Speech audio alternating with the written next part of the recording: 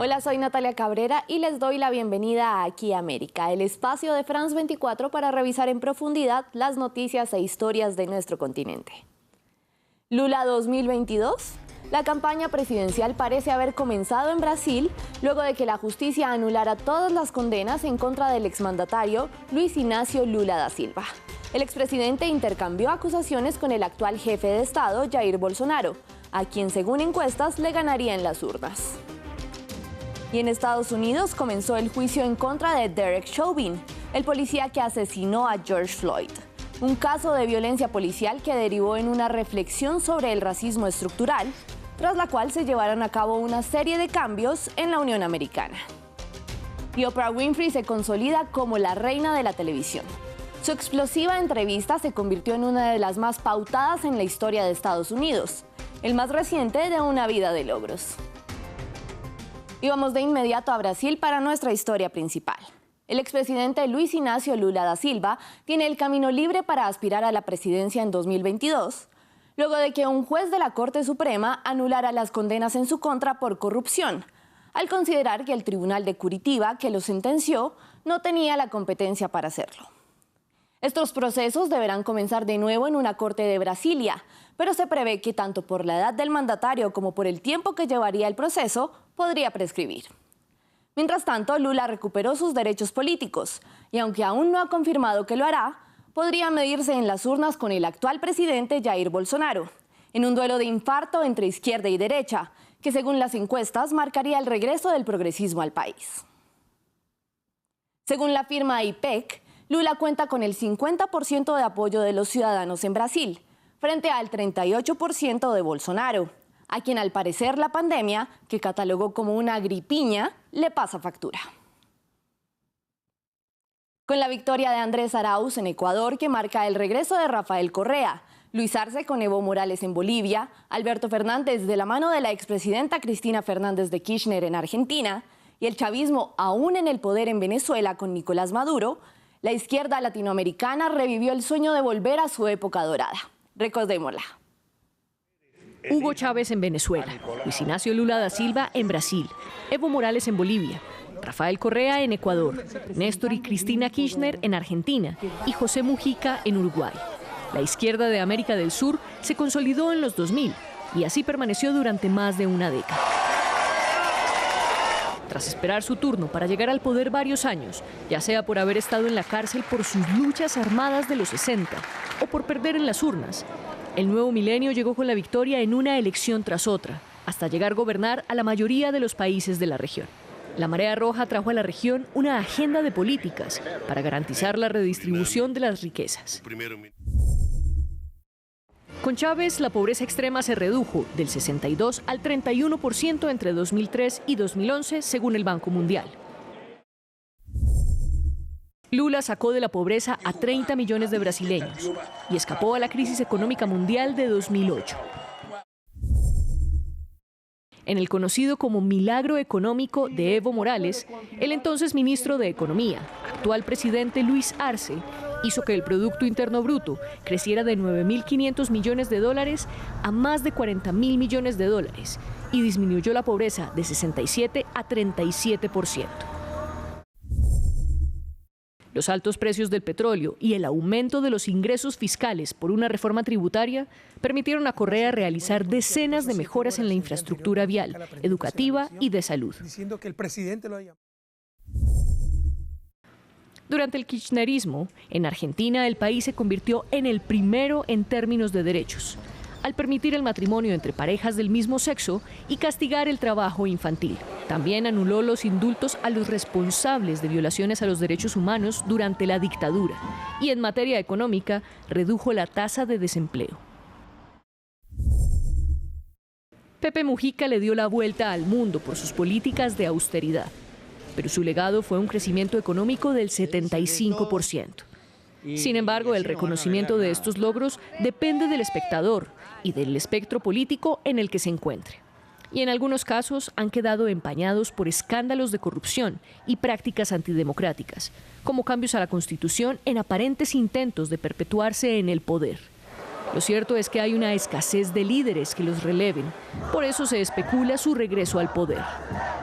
Con la elección del jurado y al margen de nuevas manifestaciones, empezó en Estados Unidos el juicio contra el policía retirado Derek Chauvin, quien en mayo de 2020 le practicó una maniobra de ahogamiento al afroamericano George Floyd durante 9 minutos, mientras él repetía "no puedo respirar", y todo era registrado en un video que se hizo viral y que desató una ola de manifestaciones que sacudió a Estados Unidos desde la costa oeste a la este y que llevó a una revisión profunda del racismo estructural en el país, que a su vez derivó en decenas de cambios, como el retiro del mercado de la marca de harina para pancakes Aunt Jemima, el cambio del nombre del equipo Redskins y el derribo de estatuas de personajes esclavistas, entre otros.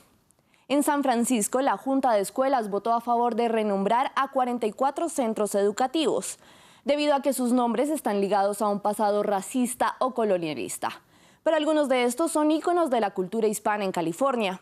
Por eso, no todos están de acuerdo. Veamos el informe de nuestra corresponsal. George Washington, Abraham Lincoln y hasta la senadora contemporánea Dianne Feinstein son algunos de los nombres que han desatado la polémica en San Francisco. La Junta de Escuelas aprobó cambiar los nombres de 44 centros educativos por estar presuntamente ligados a un pasado racista. Jana está a punto de entrar en la universidad y ha participado activamente apoyando esta causa. ¿Qué pasa con cada uno de esos niños negros, mestizos e indígenas que tienen que ir a escuelas con nombres que esencialmente les dicen que no importan? Cada uno de esos niños negros, mestizos e indígenas que tuvieron que llevar los nombres de los opresores de sus ancestros en el pecho en forma de equipo escolar. La escuela Junipero Serra es uno de los centros en el punto de mira de la Junta Escolar. Acusan a Serra de evangelizar a la fuerza a miles de nativos de California. El arzobispo Cordileone, máxima autoridad católica en San Francisco, teme que la decisión borre el pasado. Parece que este movimiento que quiere borrar la historia y reescribir la historia con una alternativa, narrativa alternativa. No, pero también no tiene sentido. Uno tiene que entender correctamente la historia para aprender de la historia y seguir las cosas buenas y corregir los abusos, los defectos. Sin embargo, la Junta fue objeto de una lluvia de críticas. Muchos padres de familia aseguran que las prioridades del momento son otras. Schools have been closed in San Francisco, public schools. Las escuelas públicas de San Francisco han estado cerradas desde el 13 de marzo de 2020, casi un año. Lograr que nuestros niños estén en persona en un aula debería ser nuestra prioridad número 1. Y no el cambiarle el nombre a las escuelas. Por cierto, eso no será gratis. ¿De dónde saldrá ese dinero? Ese dinero podría ser utilizado para cosas más importantes en este momento. Otras escuelas vinculadas a un presunto pasado colonizador como Sánchez o Misión también están en la lista, pero por ahora la Junta puso pausa a su decisión. Vamos a Paraguay para revisar otras noticias de las Américas esta semana. El presidente Mario Abdo Benítez enfrenta una ola de manifestaciones en rechazo a su gestión de la pandemia del COVID-19. Los ciudadanos lo acusan de corrupción ante el colapso del sistema sanitario y la escasez de vacunas. A pesar de que retiró de su cargo al ministro de Salud y de la dimisión de otros 4 ministros, la oposición considera que no es suficiente y busca fuerzas para destituirlo a través de un juicio político en el Senado. El presidente de Honduras, Juan Orlando Hernández, ha sido señalado de ayudar a traficar toneladas de cocaína a Estados Unidos durante la declaración de apertura de la Fiscalía durante un juicio de un supuesto narcotraficante en Nueva York. Hernández negó las acusaciones en una serie de tweets.